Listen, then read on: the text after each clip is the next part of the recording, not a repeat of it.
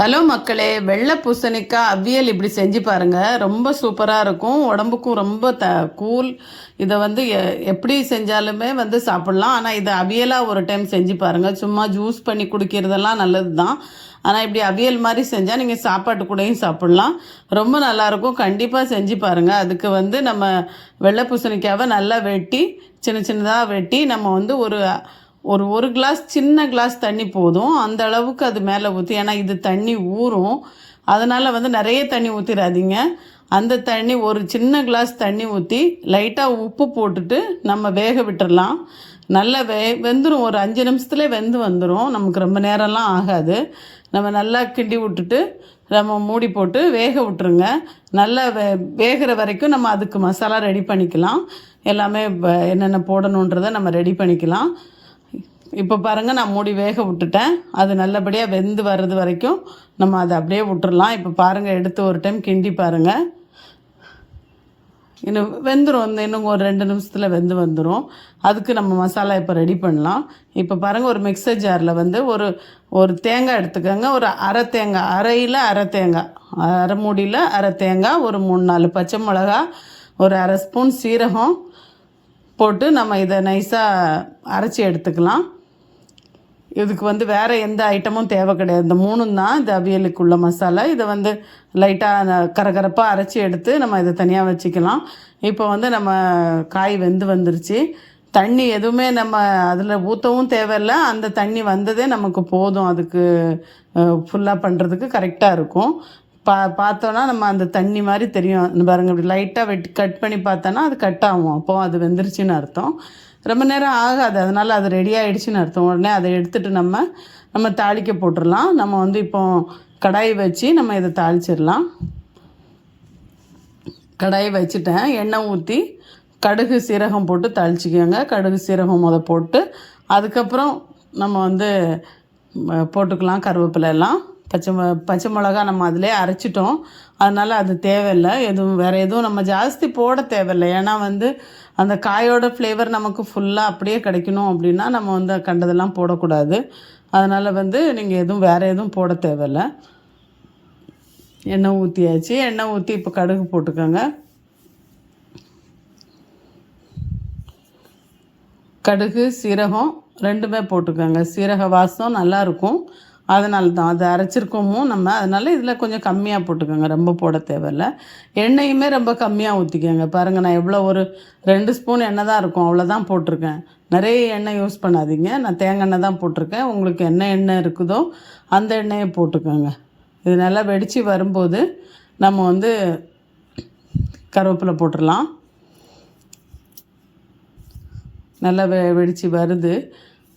சின்ன வெங்காயம் இருந்தால் கூட வெட்டி நீங்கள் இதில் தாளிக்கலாம். நல்லா நான் வந்து வெட்டி வச்சுருக்கேன், அதனால் நான் போடுறேன். நீங்கள் வேண்டான்னா வெறும் கடுகு கருவேப்பிலை போட்டு தாளித்து நம்ம கொட்டி மசாலா போட்டு இறக்கிடலாம். நான் சின்ன வெங்காயம் இருக்குதுன்றதுனால நான் அதை வெட்டி போட்டிருக்கேன்.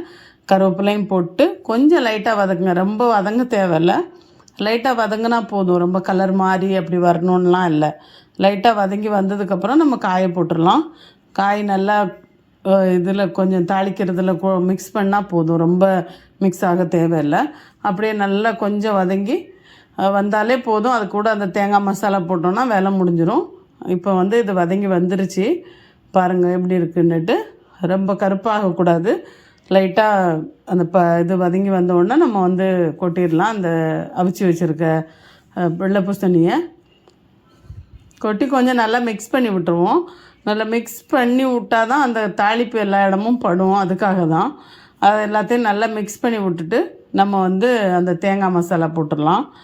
தேங்காய் மசாலா வந்து லைட்டாக சூடாகணும், ஏன்னா வந்து இது உடனே கெட்டுரும் இல்லைனாக்கி. அதனால் வந்து தேங்காய் மசாலா மட்டும் லைட்டாக சூடாகிற மாதிரி பண்ணிவிட்டு நம்ம ஆஃப் பண்ணிடணும். அதுக்கப்புறம் நம்ம தயிர் போடுவோம். இப்போதைக்கு அந்த தேங்காய் மசாலாவை போட்டுட்டு ஒரு 2-3 டைம் ஒரு 2 நிமிஷம் நல்லா சூடாகிற மாதிரி பார்த்துக்கோங்க, கிண்டி விட்டு அதுக்கப்புறம் நம்ம தயிர் போட்டுடலாம். இப்போ வந்து பாருங்கள் எவ்வளோ இதாக இருக்குன்னுட்டு. நல்லா எல்லா தேங்காயெலாம் சேர்ந்து வந்துருச்சு. அந்த வாசம் நல்லா அடிக்குது எனக்கு. நல்லா இப்போ உப்பு பார்த்துக்கோங்க. உப்பு நம்ம அந்த வேகும்போது போட்டிருந்தோம், அதனால் அதுக்கப்புறம் இதுக்கு கரெக்டாக இருக்குதான்னு உப்பு பார்த்துக்கோங்க. உப்பு நல்லா கரெக்டாக பார்த்து போட்டுட்டு, ஏன்னா நம்ம தயிரும் ஊற்ற போகிறோம், அதனால் அதுக்கு தகுந்த மாதிரி உப்பு போட்டுக்கோங்க. போட்டுட்டு நம்ம வந்து இது கரெக்டாக வதங்கி வந்துருச்சுன்னா நம்ம ஸ்டாப் பண்ணிடணும், கேஸ் ஆஃப் பண்ணிடணும். கொஞ்சம் ஆறுனதுக்கப்புறம் தயிர் ஊற்றலாம். ரொம்ப கொதிக்க ஊற்ற தேவையில்ல. ஏன்னா உடனே தயிர் தனித்தனியாக ஆகிடும். ரொம்ப சூடில் நம்ம ஊற்றணும், இல்லை நம்ம அடுப்பு ஆனில் வச்சே ஊற்றினோனாலும் கொஞ்சம் இதாகிடும். இந்த இது கொஞ்சம் இப்படி சூடு பறக்கிற மாதிரி வரும் இல்லை இந்த தேங்காய், அந்த நேரம் நம்ம ஆஃப் பண்ணிடலாம். முடிஞ்சது வேலை. பாருங்கள், ஆஃப் பண்ணிட்டேன். இப்போ கொஞ்சம் கிண்டி விட்டுட்டு ஒரு 5 நிமிஷம் விட்டுருங்க அப்படியே. அதுக்கப்புறமா நம்ம கொத்தமல்லி போட்டுருங்க. எல்லாத்தையும் நல்லா கொஞ்சம் நேரம் ஆற விட்டுருங்க. ஒரு 5 நிமிஷமாவது இருக்கணும் ஆஃபில். அதுக்கப்புறமா நம்ம லைட்டாக ஒரு கிண்டி விட்டுட்டு நம்ம தயிர் ஊற்றி மிக்ஸ் பண்ணிடலாம். தயிர் அந்த காயெல்லாம் முங்குற மாதிரி தயிர் இருக்கணும். அந்த மாதிரி பார்த்துக்கோங்க. தயிர் கோட்டிங் ஃபுல்லாக இருக்கணும் எல்லா காயிலையும். சும்மா பேருக்கு அப்படியே சும்மா தயிர் ஊற்றுறது இல்லை. தயிர் நல்லா கோட் ஆகணும் எல்லாத்துலேயுமே. அந்த மாதிரி தயிர் போட்டுக்கோங்க. நல்ல திக்கான தயிர், நமக்கு பேக்கெட் தயிர்லாம் கிடைக்குது, நீங்கள் வீட்டில் பண்ணியிருந்தாலும் ஓகே.